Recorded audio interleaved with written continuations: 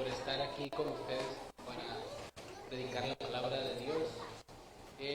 Recuerden que estamos viendo la carta de Tito, pero de vez en cuando tomamos algún pasaje como paréntesis. Y hoy quiero tratar otro texto, hermanos, por el día de hoy. Primeramente Dios, reanudamos donde nos quedamos, en Tito. En Primera los Corintios, capítulo 6. Primera los Corintios, capítulo 6, versículos del 12 al 20. Abran sus Biblias, por favor, ahí en Primera a los Corintios, capítulo 6, versículos del 12 al 20.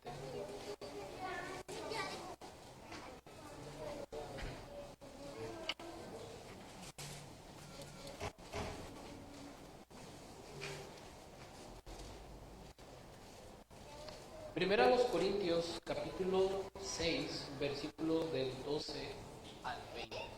Es lo que estaremos viendo con la ayuda del Señor el día de hoy. Mis hermanos, antes de comenzar, quiero que reflexionen en esto. Tristemente vivimos en una cultura que está hipersexualizada, en la que no vemos el peligro y los perjuicios que pueden acarrear la inmoralidad sexual. Pero Dios en su infinita sabiduría nos ha dejado su palabra para guiarnos y darnos un escucho.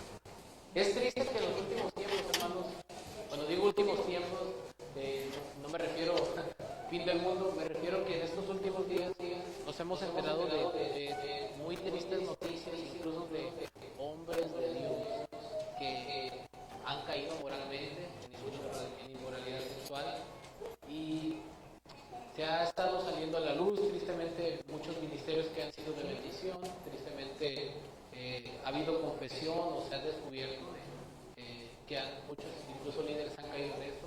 Pero no quiero enfocarme en eso, hermanos, no voy a hablar ahorita de liderazgo. Pero si esto es cierto, hermanos, con personas que nosotros escuchamos, que nos edifican en la palabra de Dios y que fallan, ¿qué tan común será entre el pueblo de Dios, entre la iglesia del Señor, casos de inmoralidad sexual? Entonces, como es algo muy o particular, por lo regular no es un tema que estemos abordando cada vez que nos reunamos. Pero pienso que sí es importante que la iglesia del Señor tengamos una perspectiva clara bíblica de esto, porque sin duda esto es una lucha que continúa y continuará a lo largo del tiempo, y la palabra de Dios tiene el poder para transformarnos y también nos instruye como iglesia que debemos de pensar en esta área, ¿no? Hermanos, es algo que no es obviamente muy cómodo abordar, pero como es la palabra de Dios lo que vamos a ver, el texto tiene mucho que instruirnos acerca de este asunto de la inmoralidad sexual, y no podemos pasar por alto, y podríamos ser muy ingenuos al pensar de que si alguien ya se convierte al Señor, ya es cristiano, automáticamente ya no peca, su vida es transformada y ya no lucha contra este tipo de pecados. Eso sería una forma muy, muy limitada de ver las cosas. Tristemente, entre creyentes puede haber luchas en este tipo de pecados, y necesitamos abordar la palabra de Dios para que nos ayude a vivir en pureza el Evangelio en todas las áreas de la vida, y en especial de lo que vamos a ver ahora en este texto, hablando de la inmoralidad sexual.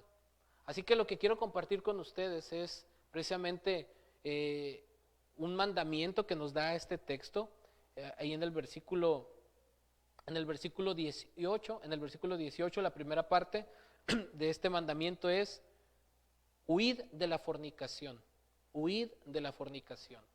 Y de ahí sale este título, sencillo, pero que da el punto de lo que este texto nos enseña: huye de la inmoralidad sexual, huye de la inmoralidad sexual. Y vamos a ver en este texto, mis hermanos, 5 razones para huir de la inmoralidad sexual, para que crezcamos en santidad. ¿Qué es lo que vamos a ver aquí, hermanos? 5 razones que nos da Dios a través del argumento que da el apóstol Pablo aquí, para huir de la inmoralidad sexual, con el propósito de que crezcamos en santidad. Eso es lo que estaremos viendo. Entonces, el título es un mandamiento, un imperativo: huye de la inmoralidad sexual. Y ese huye es una advertencia constante, está constantemente haciéndolo. está constantemente huyendo de este pecado. Ese es el punto. Lo que vamos a ver entonces en los primeros versículos, de los versículos 12 al 14, es la primera razón. La primera razón por la cual debemos de huir de la inmoralidad sexual es porque nuestros cuerpos fueron creados para un propósito eterno. Porque nuestros cuerpos, hermanos, fueron creados para un propósito eterno. Voy a explicar un poquito aquí de contexto, hermanos. El apóstol Pablo abordó el asunto sobre la inmoralidad sexual hacia los corintios, corrigiendo su entendimiento de algunos lemas que usaban para justificar la inmoralidad sexual. Eso es lo que aborda. La primera corrección fue en cuanto a los límites de la libertad cristiana. Aunque es verdad que el cristiano es libre, no es libre para hacer lo que quiera y paradójicamente no es libre para hacerse esclavo de nada. La segunda corrección fue en cuanto a la distorsión que tenían del uso temporal de sus cuerpos. Creían que el sexo era tan normal como la necesidad de comer. La función biológica del cuerpo es temporal, sin embargo el uso del cuerpo no es para la inmoralidad sexual, sino para agradar a Cristo, y a Él le importa el uso del cuerpo que hace el creyente con Él, a tal grado que lo resucitará con su poder. Este es el argumento resumido. Leo para ustedes los versículos 12 al 14. Primero los Corintios 12 al 14. Todas las cosas me son lícitas, mas no todas convienen. Todas las cosas me son lícitas, mas yo no me dejaré dominar por ninguna. Las viandas para el vientre y el vientre para las viandas, pero tanto al uno como a las otras las destruirá Dios. Pero el cuerpo no es para la fornicación, sino para el Señor, y el Señor para el cuerpo. Y Dios, que levantó al Señor, también a nosotros nos levantará con su poder. Lo primero que vamos a ver en estos versículos que acabo de leer, hermanos, es la primera razón por la cual se nos manda a huir de la inmoralidad sexual. Esa razón es porque nuestros cuerpos fueron creados para un propósito eterno. Y aquí quiero abordar un poco, hermanos, del contexto de esta carta a los Corintios. Esta carta, hermanos, fue escrita por el apóstol Pablo alrededor del año 55 después de Cristo. En el capítulo 16, versículo 8, se menciona que se escribió esta carta desde Éfeso. Pudo haber sido durante el tercer viaje misionero del apóstol Pablo, allá por los años 53, 57 después de Cristo. Dado que se quedó en Éfeso aproximadamente 2 años, primero a los Corintios pudiéramos fecharle alrededor del 55. Y quiero abordar esto, el propósito de esta carta, aquí cito textualmente a Benward, dice: por diversos medios le había llegado información al apóstol Pablo acerca de serios problemas en la asamblea de Corinto. También había llegado una carta de Corinto con varias preguntas que precisaban de una decisión apostólica. El propósito de Pablo al escribir primero a los Corintios era doble: hacer frente a aquellos graves problemas de la iglesia y número 2, responder a las preguntas de la iglesia. Este fue el propósito por el cual escribe esta carta. El trasfondo en el cual se encontraba esto, miren, por los estándares, culturas de paganos, Corintio se volvió tan moralmente corrupta que su nombre se volvió sinónimo de desenfreno y depravación moral. Incluso la palabra corintianizar llegó a indicar una inmoralidad descarriada y embriaguez desenfrenada. También es importante y es relevante aclarar esto, hermanos. Al igual que la mayoría de las ciudades griegas antiguas, Corinto tenía una acrópolis, literalmente una ciudad alta, en la cual se elevaba a unos 600 metros y era usada tanto para la defensa como para la adoración. ¿Pero qué tipo de adoración? El edificio más prominente de esta acrópolis era un templo a una diosa llamada Afrodita, la diosa griega del amor, y unas alrededor de 1000 sacerdotisas eran prostitutas religiosas que vivían y trabajaban allí y bajaban a la ciudad en la tarde para ofrecer sus servicios a los hombres de la ciudad y a los visitantes. Este era el contexto, hermanos. En otras palabras, como que tengo ganas de ir a adorar a la diosa Afrodita, y iban a practicar inmoralidad sexual con prostitutas religiosas. Este era el contexto de inmoralidad en esta ciudad, hermanos, era tremendo. Y lo que vamos a ver, hermanos, específicamente es cómo el Evangelio, hermanos, transforma nuestra cosmovisión acerca de la sexualidad. cómo el Evangelio, mis hermanos, transforma nuestra manera de pensar. Miren, aquí cito textualmente una Biblia de estudio en cuanto a cómo condensa los temas teológicos de cada sección. Primero los Corintios nos ayuda a ver cuán amplio es el alcance del Evangelio definido en el capítulo 15, versículos del 1 al 8, y en su aplicación a la vida de los cristianos. El Evangelio no solo nos enseña a abandonar la división y la desunión, sino que nos da los recursos para buscar la verdadera unidad de los cristianos. Esto lo aborda en los primeros 4 capítulos de esta carta. De los capítulos 5 y 6 nos dice cómo el Evangelio nos instruye sobre cómo y por qué debemos ser sexualmente puros y relacionarnos pacíficamente con otros creyentes. El capítulo 7, el Evangelio nos instruye sobre cómo pensar acerca de la soltería, el matrimonio, el divorcio, la viudez.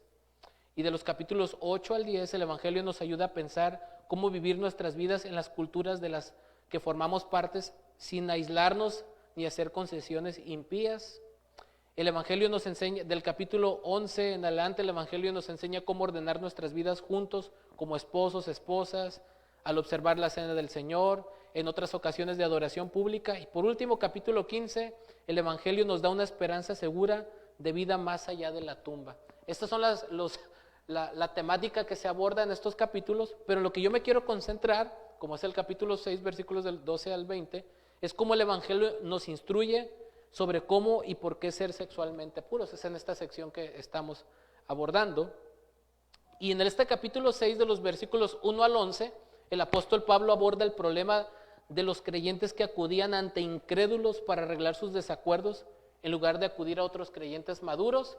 Y lo que está después de lo que estamos viendo, en el capítulo 7, el apóstol comienza a responder preguntas que los hermanos de la iglesia de Corinto le habían hecho sobre el matrimonio. Entonces estamos en medio de este argumento. Por una parte, en los versículos 1 al 11, él los corrige en cuanto a los desacuerdos que ellos tenían y que acudían a otros creyentes, ante incrédulos para resolver cosas que ellos como creyentes podían resolver en el amor del Señor.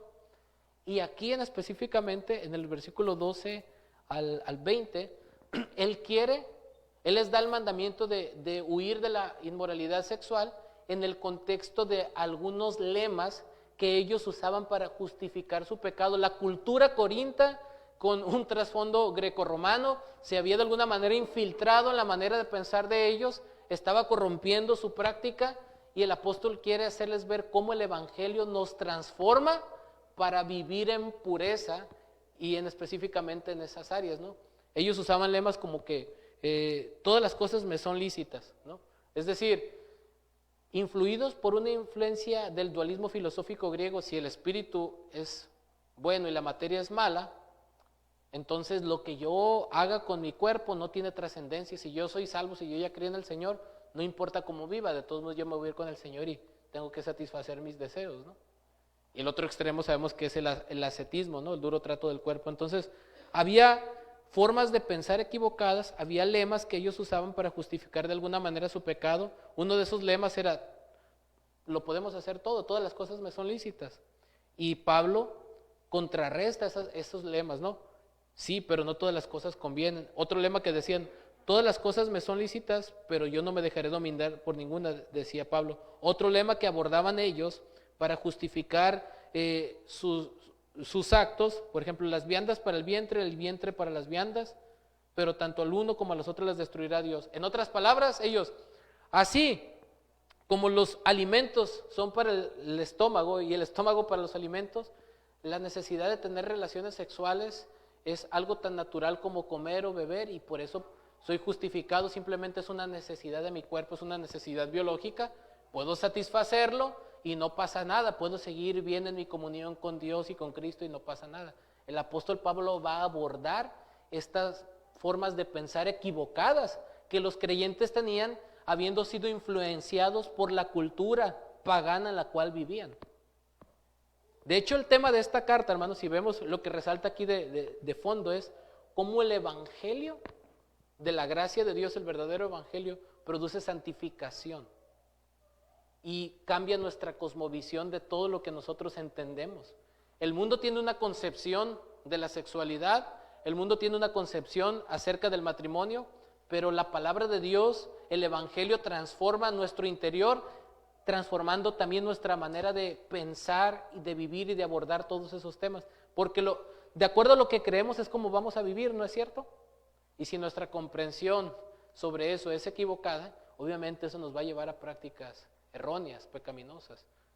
Entonces el apóstol Pablo quiere que, bueno, Dios a través del apóstol Pablo quiere que nosotros entendamos cómo el Evangelio nos transforma para que abracemos la pureza sexual. Y es importante porque esto es un tema tabú, esto es un tema anticuado en muchas otras iglesias, pero la Biblia nos dice que es algo esencial de nuestra práctica de la sana doctrina, hermanos.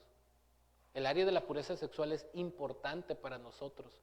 Dios sí le da importancia a esto. El mundo no, pero Dios sí le da importancia a esto. Y por eso es necesario que nosotros veamos los argumentos que se nos dan aquí en la palabra de Dios, en esta porción, para que abracemos la pureza. Entonces ya expliqué un poquito de contexto, hermanos. Y vamos a ver entonces la primera razón de el por qué huir de la inmoralidad sexual, y es porque nuestros cuerpos fueron creados para un propósito eterno. Dice aquí uno de los lemas que utilizaban para justificar su práctica pecaminosa: todas las cosas me son lícitas. Esta palabra ser lícito tiene la implicación de que todo está permitido, ¿no? En otras palabras, es un extremo del abuso de nuestra libertad cristiana. Recuerdan que por un lado ya vimos en Tito que los falsos maestros querían esclavizar a los creyentes por medio del legalismo para que vivieran con una conciencia atadas y no fueran libres en Cristo. Bueno, el otro extremo de decir en nombre de la libertad cristiana es apropiarnos de ese lema de la libertad cristiana para justificar prácticas pecaminosas, ¿no? Una cosa es que Dios nos ha hecho libres para adorarle, para servirle con gozo y amor, pero eso no significa que es un libertinaje, ¿no? Esa libertad nos debe de llevar a vivir en santidad para Él libremente. No es una libertad para hacer lo que nosotros queremos o para satisfacer todos los deseos de nuestra carne. No se habla de ese tipo de libertad. Entonces, aquí hay una distorsión, una comprensión equivocada de lo que es la libertad cristiana, ¿no? ¿Cuál era esa frase? Todas las cosas me son lícitas. En otras palabras, puedo hacer de todo. Y Pablo hace un contraste. Pero no todas las cosas convienen. No todo conviene. No todo es permitido. No todo es... Realmente no todo lo que tú hagas va a traer un beneficio espiritual a tu vida. Porque, número uno, no todas las cosas glorifican al Señor. Y número dos, no todas las cosas edifican a los demás. Así que no todo lo que a nosotros se nos ocurre hacer porque nosotros queremos, quiere decir que por eso lo podemos hacer, ¿no? No puedes dejarte llevar por tus pasiones. Es lo más insensato que puedes hacer. Y luego sigue diciendo Pablo: todas las cosas me son lícitas, pero yo no me dejaré dominar por ninguna. Esta palabra, hermanos, dejaré dominar, es importante porque este verbo significa no me voy a dejar meter bajo potestad de él, significa ser llevado bajo el poder de algo. Y este verbo que está relacionado con el anterior implica el voluntariamente ponerte tú bajo la servidumbre o la potestad de alguien o de otra cosa sobre ti. Es entregar tu voluntad al pecado, ¿no? En otras palabras, sí es cierto que tenemos libertad en Cristo, pero esa libertad no la debemos de usar precisamente para hacernos esclavos. Miren la paradoja de esto. Nosotros, hermanos, como cristianos tenemos libertad, pero el cristiano que es libre no es libre para hacer lo que quiera. Paradójicamente no es libre para hacerse esclavo de nada. O sea, ¿cómo Dios nos va a dar una libertad para que nosotros voluntariamente nos volvamos a ser esclavos de aquello por lo cual Dios nos salvó? ¿Entienden el punto de esto? Por eso dice, sí, podré hacer todas las cosas, pero no todas las cosas me convienen. Podré hacer todas las cosas, pero yo no me debo dejar dominar por nada. Este mundo ofrece muchas cosas atractivas que nos pueden ofrecer un placer temporal, pero eso no significa que tenemos que responder favorablemente a esos impulsos, porque no todo lo que este mundo nos ofrece, no todo lo que nuestra carne nos pide, no todo lo que queremos satisfacer es lícito hacerlo. ¿Vemos el punto? De hecho, nunca somos más libres cuando aprendemos a voluntariamente a abstenernos de aquello que deseamos para la gloria de Dios y para el beneficio de otros. Y nunca somos más esclavos cuando nos entregamos a pasiones que deshonran a Dios y perjudican a otros. ¿Se fijan lo contradictorio de esto? Si usted realmente quiere aprender a ser libre, tiene que aprender a dominar sus pasiones. Y si usted no puede dominar sus pasiones, usted puede caer en una esclavitud, una servidumbre tremenda. No debemos de dejarnos dominar por nada. Los cristianos debemos de ser libres, pero para servir en santidad al Señor. No libres para estar atados al pecado. Ese es el punto. Todas las cosas me son lícitas, pero yo no me dejaré dominar de ninguna. Otra frase: las viandas para el vientre y el vientre para las viandas. Esta frase, hermanos, implica que así como los alimentos son para el estómago y el estómago para los alimentos, todas las necesidades, incluso los impulsos sexuales, es algo tan natural como un impulso biológico que, pues Dios sabe que tengo necesidad. Entonces muchos iban, bueno, incluso hasta para librarme de la inmoralidad, del adulterio, voy a ir con una prostituta y al templo de la Afrodita y pues tengo una necesidad y ni modo. Ese es el punto, ¿no? Pero ojo, porque el área sexual no cae dentro de esta categoría, hermanos. La sexualidad no es como que si tienes hambre o sed, si tú no comes o no bebes agua o no duermes, te puedes morir por eso. Pero si tú y yo no tenemos relaciones sexuales, no nos vamos a morir por eso. ¿Entienden esto? No podemos ponerlos en la misma categoría. Es una necesidad en el sentido de que como Dios nos creó hombre y mujer y Dios pone esa necesidad para que un día podamos formar una familia. En ese sentido es una necesidad que Dios ha puesto en nosotros, pero no es una necesidad biológica, hermanos. Nadie se va a morir por no tener relaciones sexuales, pero alguien sí se puede morir por no comer. ¿Entienden la diferencia? Pero muchos quieren poner en esta categoría que el tener relaciones sexuales, el satisfacer tus deseos sexuales es tan natural como que, ay, se me antojó una quesadilla, ahorita vengo, voy a la esquina ahí. Pero no es cierto. Eso no es cierto, hermanos. Es una mentira. Y Pablo está corrigiendo precisamente esa manera de pensar equivocada, hermanos. ¿Sí? Es una manera de pensar equivocada. ¿Por qué razón? Dice, pero tanto al uno como al otro, o sea, tanto al vientre como a los alimentos, las destruirá Dios. La implicación es, miren, eso va a ser destruido por Dios, ¿por qué? Porque un día todos vamos a morir, ¿no es cierto?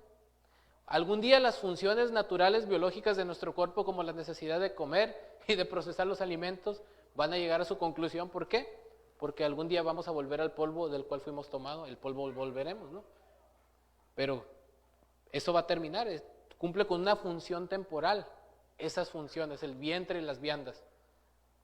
Pero noten el argumento aquí, pero el cuerpo no es para la fornicación, sino para el Señor. Esto es importante, hermanos, porque miren, ellos consideraban tan banal decir, pues es que como todos nos vamos a morir, hay que disfrutar la vida, ¿no?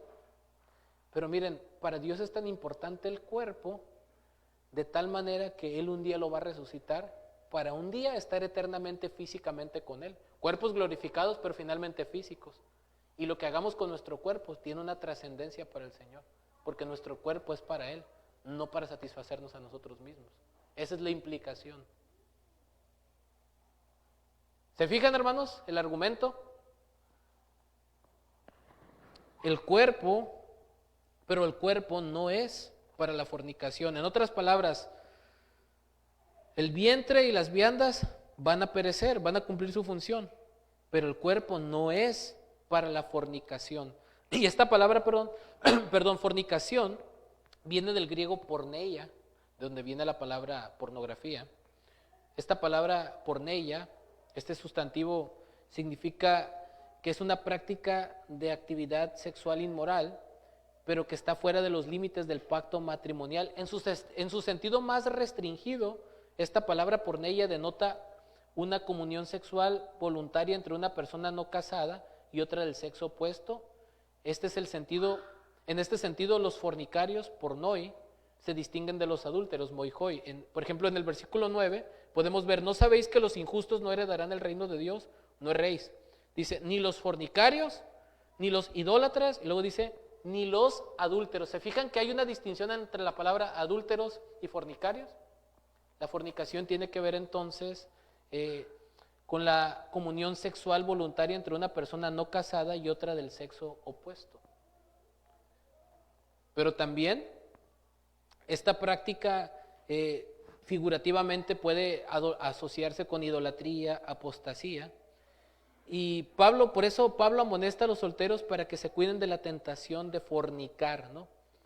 Este es el punto, hermanos, que la Biblia le da una importancia a la pureza sexual. Incluso la moral sexual israelita respecto a la virginidad, hermanos, era muy estricta. Si nosotros vamos, por ejemplo, a la ley, la fornicación era tenida por un acto tan vil y abominable que si una joven recién casada no se hallaban evidencias de virginidad, ¿qué pasaba? Era condenada a morir apedreada hasta la muerte. En Deuteronomio 22, 20 y 21, porque hizo vileza en Israel fornicando en la casa de su padre, ¿no es así?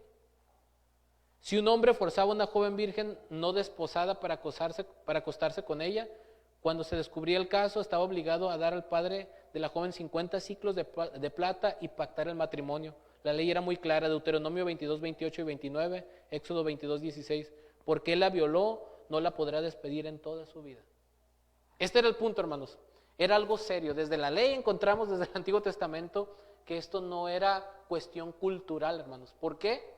Esto atenta contra la santidad del matrimonio. Dios anhela que un hombre sea fiel a su esposa y una esposa a su esposo, porque eso refleja la relación de pacto que él tiene con su pueblo, ¿no? Y todo acto de inmoralidad sexual viola la santidad del matrimonio. Tanto tener relaciones sexuales antes de casarnos viola esa santidad del matrimonio, como tener relaciones sexuales fuera del matrimonio viola ese pacto y viola la santidad del matrimonio, hermanos. Eso es lo que Dios piensa de esto. Para el mundo no es algo normal, como una necesidad biológica. Las viandas para las viandas para el vientre para las viandas, es como comer o beber. No es una necesidad, no es algo meramente biológico. Tiene implicaciones más profundas que satisfacer simplemente ese deseo. El cuerpo no es para la fornicación. El cuerpo no es para la fornicación. En otras palabras, nuestro cuerpo no fue creado con el simple hecho o propósito de satisfacer simplemente nuestros deseos. No fuimos creados para hacer lo que se nos dé la gana, sino para el Señor. Es decir, que al haber sido redimidos por Él, ahora nosotros le pertenecemos a Él y no podemos libremente hacer lo que nosotros querramos. Ahora nuestro cuerpo debe de servir para servir al Señor, para glorificarlo a Él. El cuerpo no es para la fornicación, sino para el Señor. Y es interesante porque después de esto, Pablo dice lo siguiente: y Dios que levantó al Señor, también a nosotros nos levantará con su poder. Y mete aquí, hermanos, en medio de su argumento, la resurrección. ¿Qué tiene que ver la resurrección con esto, hermanos? Es el primer punto que estamos viendo, que nuestros cuerpos fueron creados para un propósito eterno. ¿Por qué? Luego Pablo habla, y Dios que levantó al Señor, también a nosotros nos levantará con su poder. Quiere hacer que ellos reflexionen, miren, su cuerpo es tan importante, no es para la fornicación, es para el Señor. ¿Saben por qué? Porque aún Él los va a resucitar. Sus cuerpos van a ser transformados para estar eternamente con Él. Así que sus cuerpos fueron creados para un propósito eterno. Para mientras que estemos en este lado de la eternidad, vivamos para Él, y un día nuestros cuerpos van a ser transformados para estar para siempre con Él. Así que lo que hagamos con nuestro cuerpo, a Dios sí le importa, porque tiene un propósito eterno. Esa es la implicación. Dios va a resucitar nuestros cuerpos, hermanos. No vamos a ser almas etéreas ahí flotando en el cielo. La Biblia nos habla de que lo físico no es malo. Vio Dios que todo era bueno en gran manera. Lo que contaminó todo lo que vemos fue el pecado, pero no porque lo físico en sí mismo tenga algo malo. Así que, por muy increíble que parezca, pero vamos a tener vida física en la eternidad. Es lo que la Biblia enseña, ¿no? No en el orden que conocemos las cosas, obviamente, cielos nuevos, tierra nueva, en los cuales mora la justicia, no va a haber llanto, dolor, tristeza ni pecado, obviamente mucho superior a la vida que conocemos aquí, pero va a ser cuerpos físicos glorificados. Así que lo que hagamos con nuestros cuerpos sí importa, porque tiene una trascendencia eterna. Nuestros cuerpos fueron creados para glorificar al Señor que nos salvó, y nuestros cuerpos van a ser levantados con su poder para seguir sirviendo al Señor por la eternidad. Así que nuestros cuerpos tienen importancia. Lo que hagamos con nuestro cuerpo sí importa. Aunque vayamos a morir, hermanos, recuerde esto, pero Dios nos va a resucitar. Así que lo que hagamos en nuestros cuerpos tiene relevancia eterna, porque nuestros cuerpos fueron creados con un propósito eterno. Es importante entender esto. Esa es una de las razones, hermanos, porque nuestros cuerpos fueron creados para un propósito eterno, pero en segundo lugar también porque estamos profundamente unidos a Cristo. Y esta realidad de nuestra unión con Cristo es otro argumento que Pablo da para ayudarles a entender a ellos por qué les estaba dando ese mandamiento: huyan de la inmoralidad sexual. ¿Por qué? Porque estamos profundamente unidos a Cristo. ¿Por qué razón? Dice el versículo 15, ¿no saben que vuestros cuerpos son miembros de Cristo? ¿Quitaré pues los miembros de Cristo y los haré miembros de una ramera? De ningún modo. ¿O no sabéis que el que se une con una ramera es un cuerpo con ella? Porque dice, los dos serán una sola carne. Pero el que se une al Señor, un espíritu es con él. Si se fijan, si vamos siguiendo la línea de pensamiento del escritor bíblico inspirado por el Espíritu Santo, luego de que los exhorta de esta manera, los exhorta mediante una serie de preguntas retóricas para hacerles ver que el cuerpo es de Cristo y que al practicar la inmoralidad sexual es como si estuvieran profanando el propio cuerpo de Cristo al unirlo a una prostituta, lo cual es algo terrible. Luego les hace ver que una unión sexual es más que un acto físico, porque involucra una unión más profunda en contraste con la unión profunda que tenemos con Cristo. Versículo 15. ¿No saben que vuestros cuerpos son miembros de Cristo? Es una pregunta retórica, hermanos. Obviamente ellos sí lo sabían. Todo creyente sabemos que la iglesia es el cuerpo de Cristo y que estamos unidos a Él por la fe. ¿No es cierto? Estamos unidos a Él por la fe, estamos en Cristo, somos parte de su carne, de sus huesos. Dice Pablo en Efesios 5, grande es este misterio, pero yo digo esto respecto de Cristo y de la iglesia. Estamos unidos profundamente a Él. Somos su cuerpo. Él habita en medio de nosotros por medio de su Santo Espíritu, hermanos. Somos uno con Él, así como el hombre y la mujer se unen y serán una sola carne. Nosotros somos uno en el Señor, uno con Cristo. Estamos unidos a Él. Somos su cuerpo. Somos sus brazos, sus pies, sus ojos. Él es la cabeza, pero nosotros somos su cuerpo. ¿Lo sabía? Claro. Pero Pablo dice, entonces, ¿por qué están viviendo como si no lo saben? A través de esta pregunta. ¿Lo sabes? Sí. Pero entonces, ¿por qué estás haciendo lo contrario a esto? ¿No saben que sus cuerpos son miembros de Cristo? Por supuesto. ¿Quitaré los miembros de Cristo y los haré miembros de una ramera? Bajo este razonamiento, si estamos profundamente unidos espiritualmente al Señor, de una manera profunda, y si nosotros somos sus miembros, al practicar la inmoralidad sexual es como si nosotros estamos ligando a Cristo con una prostituta. Esa es la implicación. Si nosotros somos su cuerpo y estamos unidos a Él, cada acto de inmoralidad estamos profanando al Señor, su mismo cuerpo. Ese es el argumento. ¿O no saben que el que se une con una ramera es un cuerpo con ella? ¿Por qué Pablo les está diciendo? Porque recuerden que el pensamiento de ellos es, pues simplemente tuve una necesidad fisiológica, biológica, y pues fui ahí al templo de Afrodita y todo bien. Bueno, Pero no termina ahí, no es un simple acto físico, tiene implicaciones espirituales.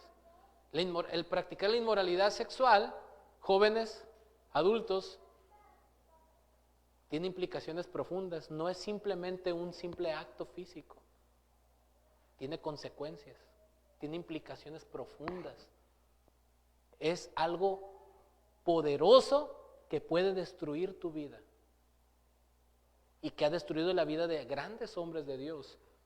Tenemos el ejemplo de David, tenemos el ejemplo de Salomón. ¿Piensan que nosotros somos mejores que David y Salomón y más sabios que ellos? Grandes imperios han caído a causa de esto. Nosotros no somos la excepción si nos descuidamos.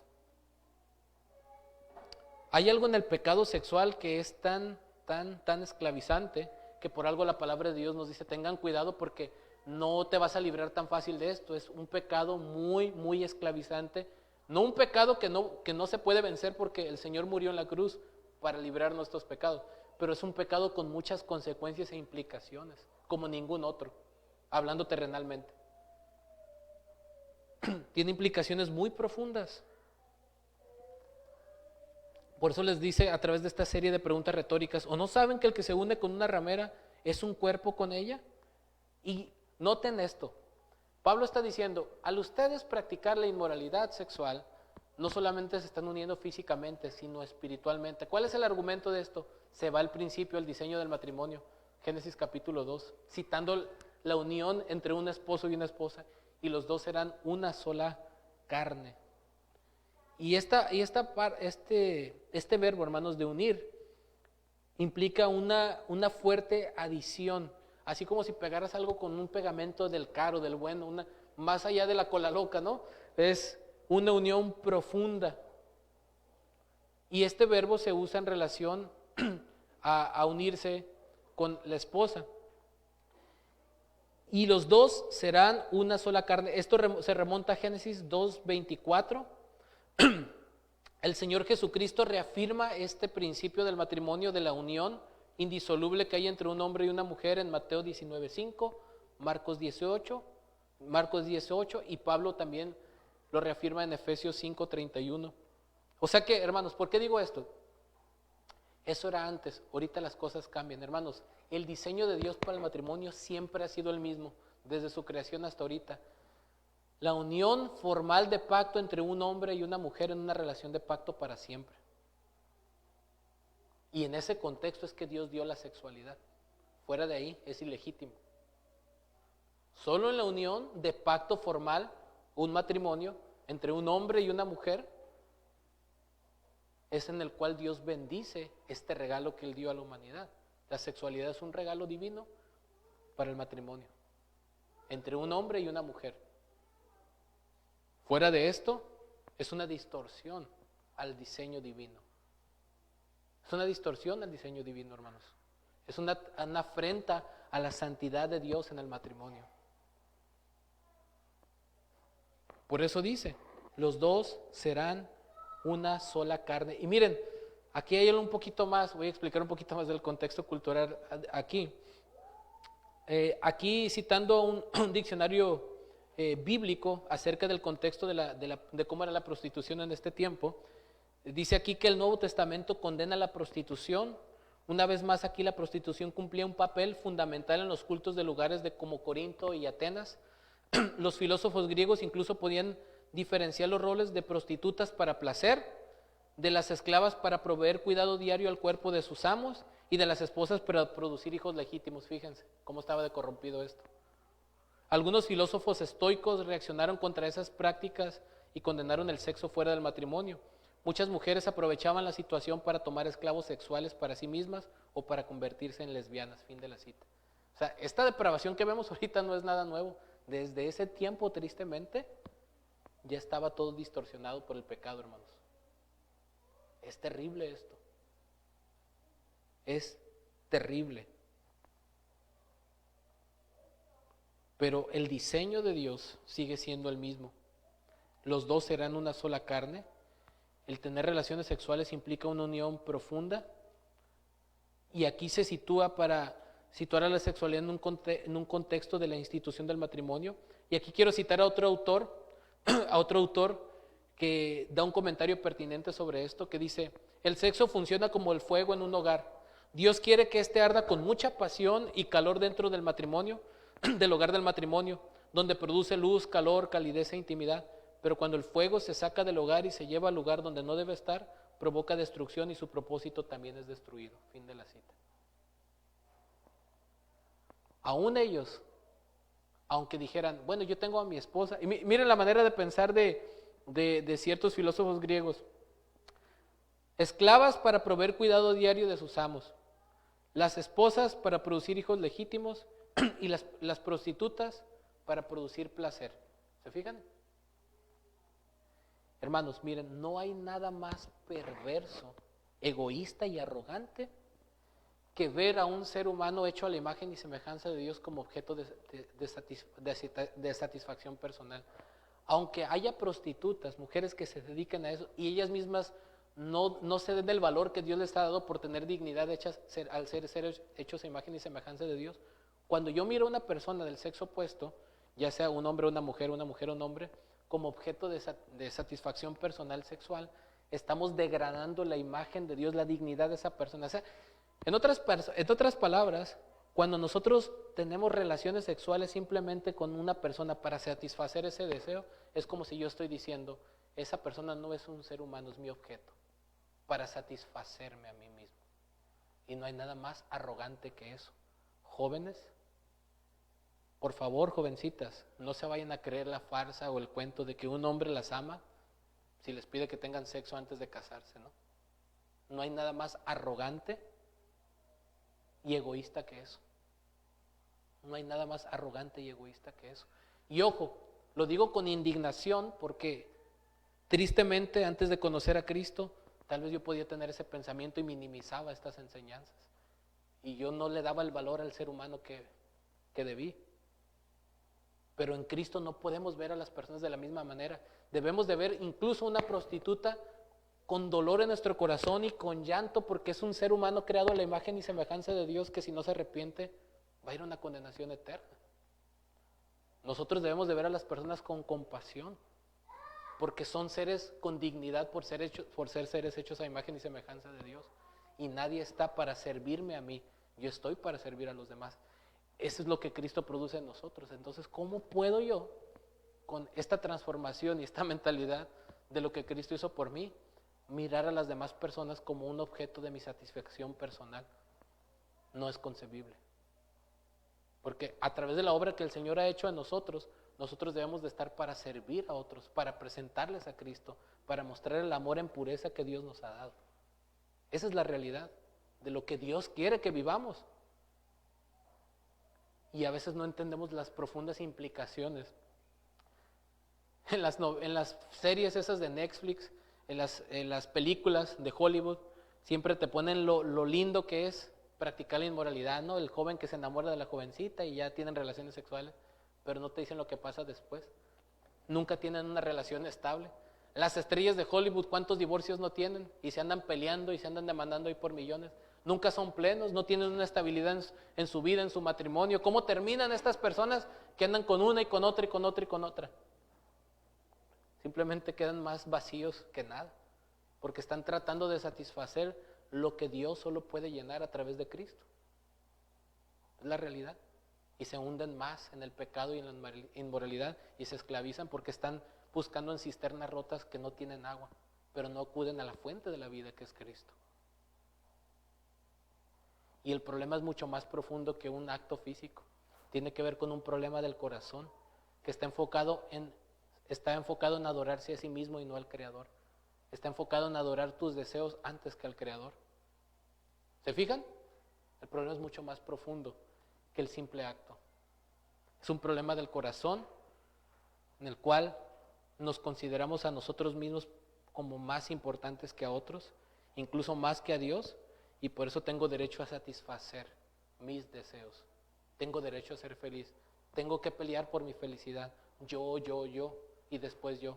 No importa que vulnere a otro, no importa que pisotee la imagen de Dios en otra persona, pero yo quiero placer y no importa que tenga que usar esa persona para satisfacerme a mí mismo. Es triste y arrogante, hermanos, eso. jóvenes. Tomen nota de esto.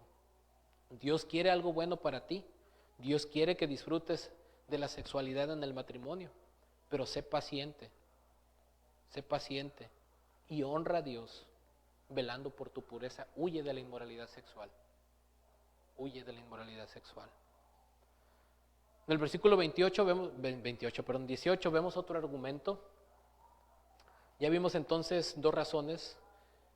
Uno, porque nuestros cuerpos fueron creados con un propósito eterno. En segundo lugar, porque estamos profundamente unidos a Cristo. Pero también en tercer lugar, porque el pecado sexual nos afecta de una manera profunda. El pecado sexual nos afecta de una manera profunda. Mire lo que dice el versículo 18. Huid de la fornicación. Aquí ya nos da el mandamiento. Cualquier otro pecado que el hombre cometa está fuera del cuerpo, mas el que fornica contra su propio cuerpo peca. Este verbo está en un imperativo, hermanos. Huid. Es un imperativo y está en tiempo presente, lo cual está hablando de una actitud, de una actividad constante. No es que lo hagas una o dos veces. Constantemente tenemos que estar huyendo de la inmoralidad sexual. Es una acción progresiva y continua. Constantemente lucha por huir de esto que es muy esclavizante, que no honra a Dios y que va a destruir tu vida. Huye de la inmoralidad sexual. Y este verbo huir no es simplemente evitar, es salir corriendo despavorido por evitar algo, es ser intencional y evitar a toda costa eso. Prácticamente como cuando un preso se fuga, ¿no? No quiere estar ahí y cualquier oportunidad ve y corre, ¿no? Pero porque el que fornica, dice, cualquier otro pecado que el hombre cometa está fuera del cuerpo, pero el que fornica, y este es importante, hermanos, porque dice, el que fornica, este es, en el idioma original es un verbo participio, es que describe a alguien que constantemente está haciéndolo. El que fornica no es alguien que lo cometió una vez, es un estilo de vida, es una acción continua, sin arrepentimiento. Esa es la implicación. El que está haciéndolo, el que está practicando la inmoralidad sexual, el que fornica contra su propio cuerpo peca. Y esta palabra, pecar, literalmente del griego significa errar el blanco. En otras palabras, cuando dice que la idea es de descarriarse, está errando al blanco al propósito para el cual Dios diseñó su cuerpo, ¿no? No está viviendo el diseño para el cual Dios lo creó, que es para su gloria.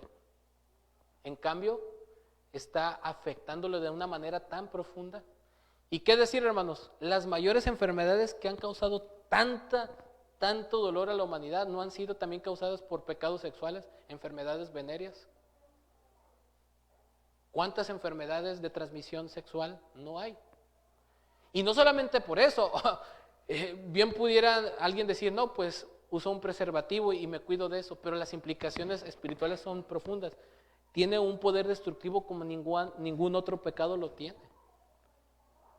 Es tan esclavizante y tan terrible, porque es tan seductor este pecado, que si nos descuidamos, cualquiera de nosotros podemos ser presa fácil de esto, hermanos.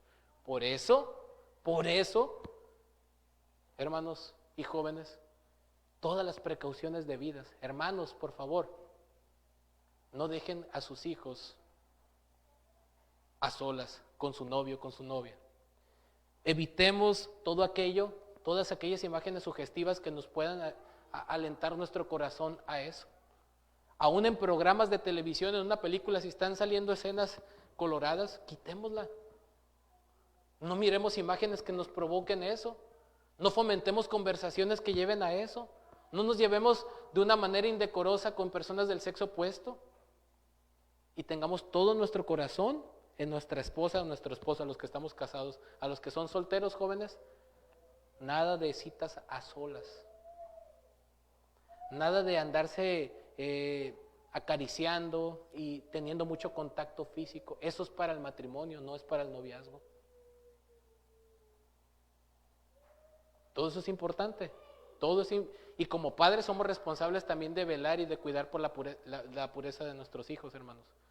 Así que no se trata aquí, esto no es legalismo, esto es protección, porque hay algo muy peligroso en esto si no cuidamos esto. ¿Entienden el punto?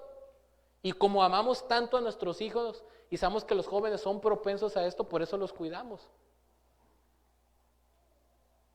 Yo confío en mi hijo y por eso estoy seguro de que nunca me va a defraudar, y por eso lo dejo salir al cine solo o que llegue tarde. Bueno, usted está ignorando totalmente lo que dice la Escritura. Yo no confío ni en mí mismo, no voy a confiar en mis hijos porque son pecadores, yo soy pecador. Y como sé que somos pecadores, mi deber es cuidar y proteger y velar por la pureza. No ponerle ahí fácilmente al pecado que haga lo suyo.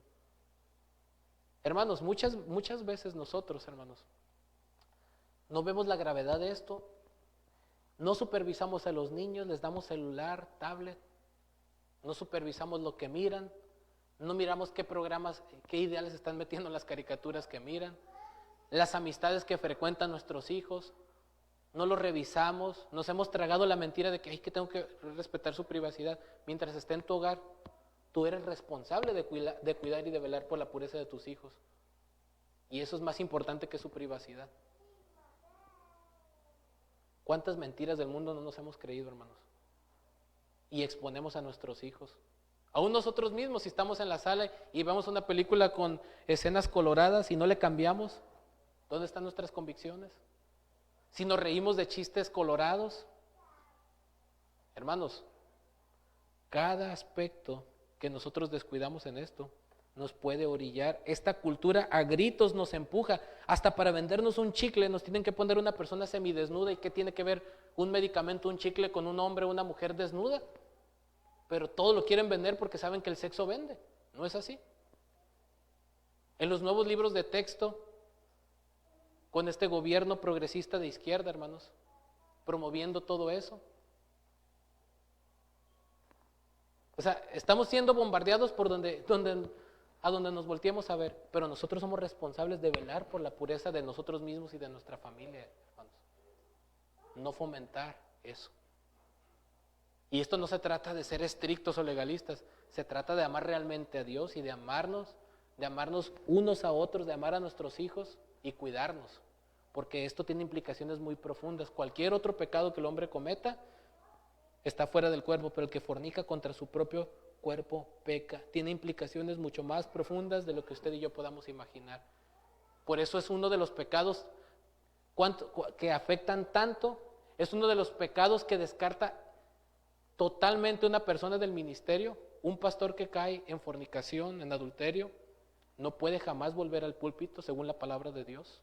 Puede ser restaurado en su comunión a Dios y a la iglesia, pero no puede ejercer jamás el púlpito.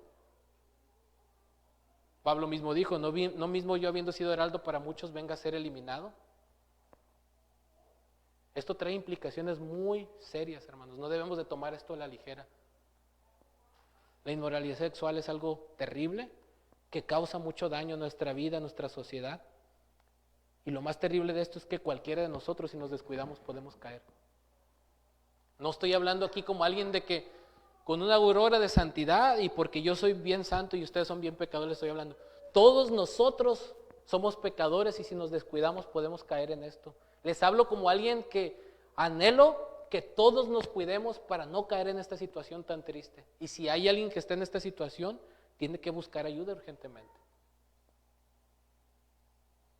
Tiene que buscar ayuda urgentemente. Cuidemos a nuestros jóvenes, a nuestros hijos. Ha causado tanto, pero tanto daño la pornografía hoy en día, hermanos. Tanto daño. Son fantasías. En la realidad nada de la sexualidad eso es cierto. Son actores esos. No saben lo que realmente es el verdadero placer que Dios ha diseñado en el contexto de un compromiso, porque la verdadera dicha de una relación no es simplemente la sexualidad, es amar a una persona en las buenas y en las malas y caminar juntos para servir al Señor.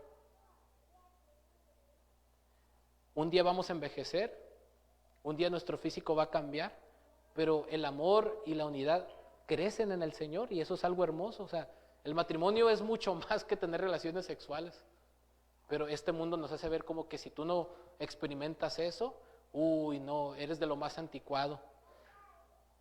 Jóvenes, lo más precioso que tú puedes conservar es tu pureza. No le creas al mundo, ¿no? Guárdate puro para el matrimonio. Y no solamente vas a honrar a Dios, vas a disfrutar lo que Dios tiene para ti realmente.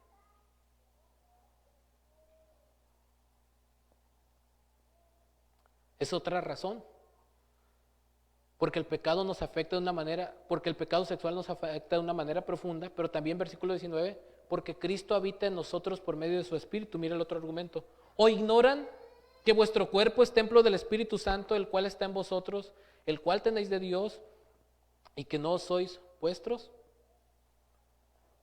Otra razón importante para huir de la inmoralidad, hermanos, es porque el Espíritu Santo habita en nosotros. Tenemos al Espíritu de Dios en nosotros. El Espíritu Santo habita en cada creyente, y cada que nosotros cometemos inmoralidad, Dios mismo está morando en nosotros. Imagínense. Nosotros pensamos que nadie nos está viendo, pero Dios mismo está en nosotros. Nosotros mismos. Y luego dice, ¿o ignoráis que vuestro cuerpo es el templo del Espíritu Santo, el cual está en vosotros, el cual tenéis de Dios, y que no sois vuestros? Dios mismo habita en nosotros y nos santifica, somos parte de su cuerpo. No nos pertenecemos a nosotros mismos ya. No nos pertenecemos, no podemos hacer lo que nosotros querramos.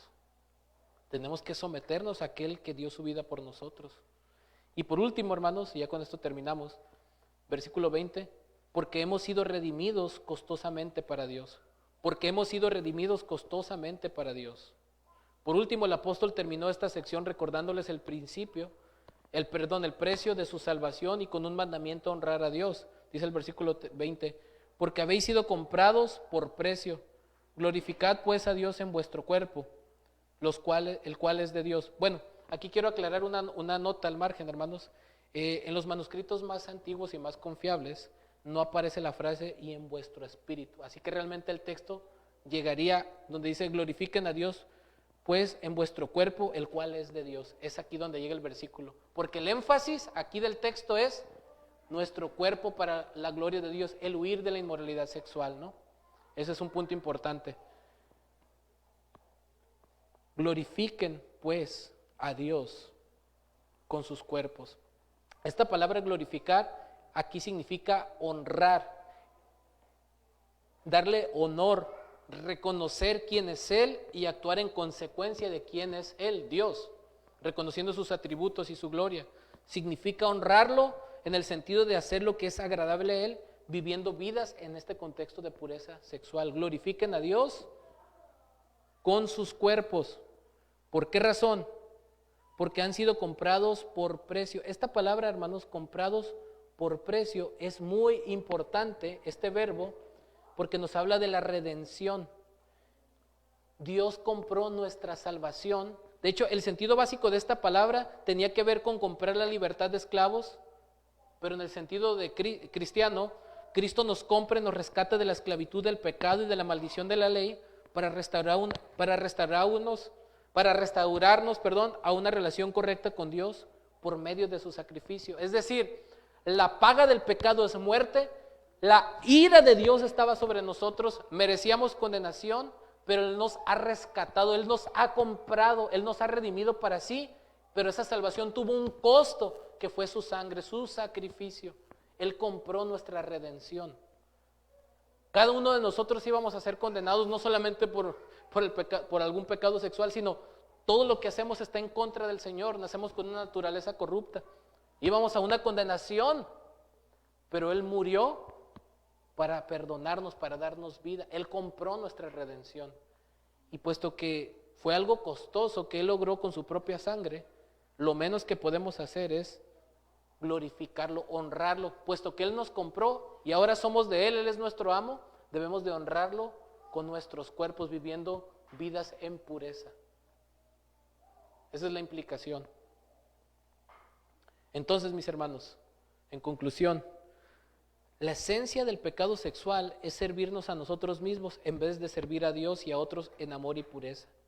Transgredemos así el mandamiento de amar a Dios con todo el ser y al prójimo como a uno mismo. Mateo 22, 37 al 40. Se resume en todo esto la ley, el sumario de la ley. Amar a Dios con todo el ser y amar al prójimo como uno mismo. Pero la esencia de este pecado es servirnos a nosotros mismos en vez de servir a Dios y a otros en amor y pureza. Pero Dios nos invita a dejar de servirnos a nosotros, a dejar de vivir para nosotros, y nos invita a abrazar la pureza. Dios nos ordena a glorificarlo escapando de la inmoralidad sexual debido a nuestra unión con Cristo para que crezcamos en santidad. Pero recuerden, en este texto vemos a Cristo como redentor de personas inmorales, comprándonos para que podamos vivir en santidad. Miren lo que dice el contexto en el versículo 9 al 11. Escuche, ¿no saben que los injustos no heredarán el reino de Dios? No erréis, ni los fornicarios, ni los idólatras, ni los adúlteros, ni los afeminados, ni los que se echan con varones, ni los ladrones, ni los avaros, ni los borrachos, ni los maldicientes, ni los estafadores heredarán el reino de Dios. Está claro, quienes practican eso sin arrepentimiento, no hay salvación. Pero escuche, versículo 11, pero esto eran algunos, pero ya han sido lavados, ya han sido santificados, ya han sido justificados en el nombre del Señor Jesús y por el Espíritu de nuestro Dios. Dios puede salvar a una persona inmoral así. Cuando hay arrepentimiento y fe en Jesucristo, Dios puede cambiar tu vida y puedes abrazar la pureza porque Cristo murió para hacer posible eso. Sí se puede vivir en pureza porque Cristo murió y resucitó y Él es nuestra esperanza. Él tiene poder para transformarnos a pesar de lo que seas. Cristo puede hacerlo.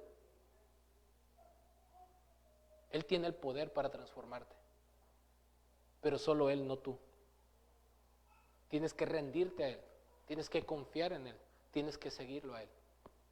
Fuera de Cristo esto es imposible.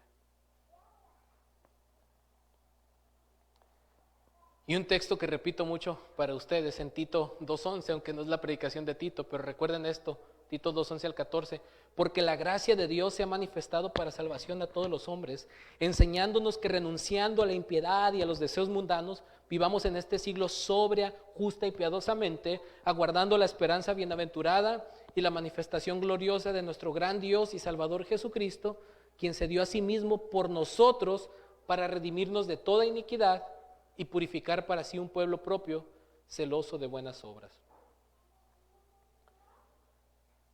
Recuerden esto, la advertencia de nuestro mismo Señor Jesucristo en Juan 8:34 al 36. Jesús le respondió: de cierto os digo, que todo aquel que hace pecado, esclavo es del pecado, y el esclavo no queda en la casa para siempre, el Hijo sí queda para siempre. Versículo 36, así que si el Hijo os libertare, seréis verdaderamente libres. Cristo te da libertad, Cristo nos da libertad para vivir en santidad y pureza para la gloria de Dios. Él puede hacer posible, Él puede cambiar tu corazón cuando tú genuinamente te arrepientes de tus pecados y pones tu confianza en Él como tu Señor y Salvador y lo abrazas con todo tu ser. Cristo puede transformarte, pero necesitas reconocer tu pecado, necesitas confesar tu pecado y necesitas ser restaurado a través de la palabra de Dios.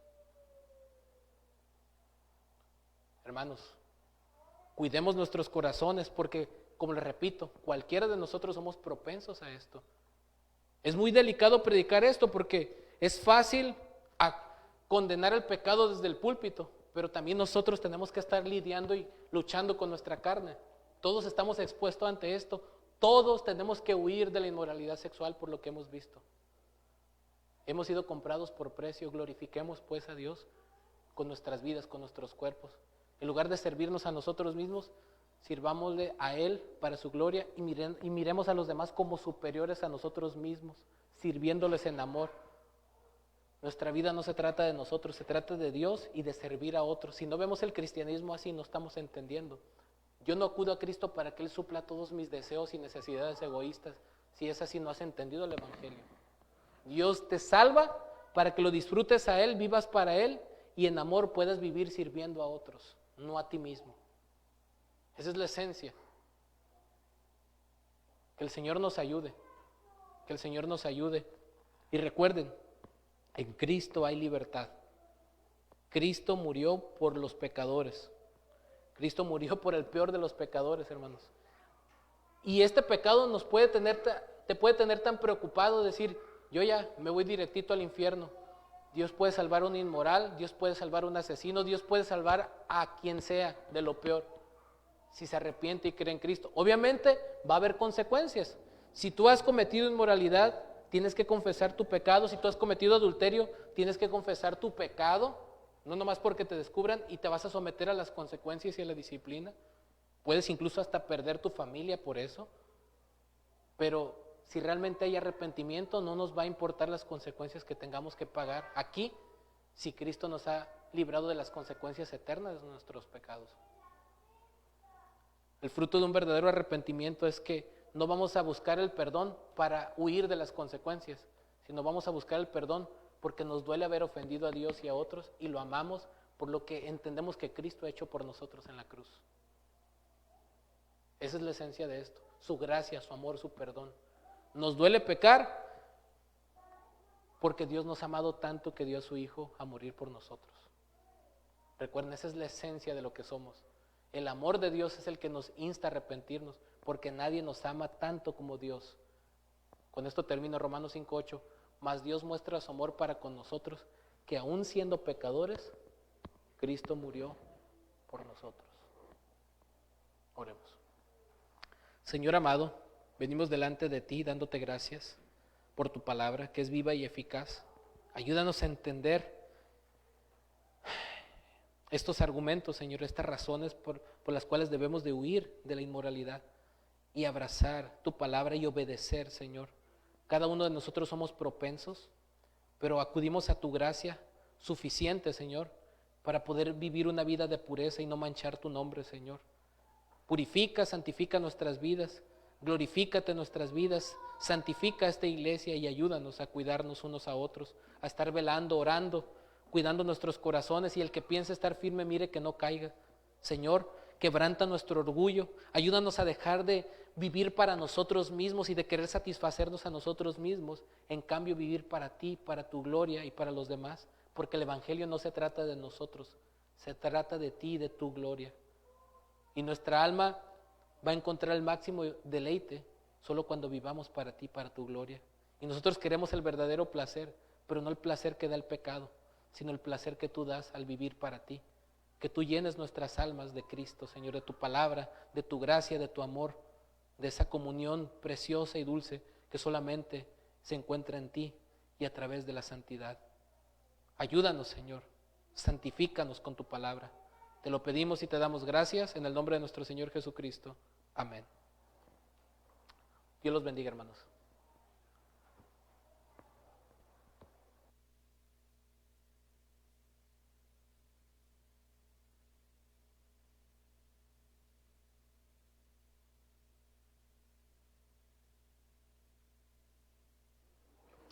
Dios los bendiga, hermanos. Recuerden que vamos a tener la reunión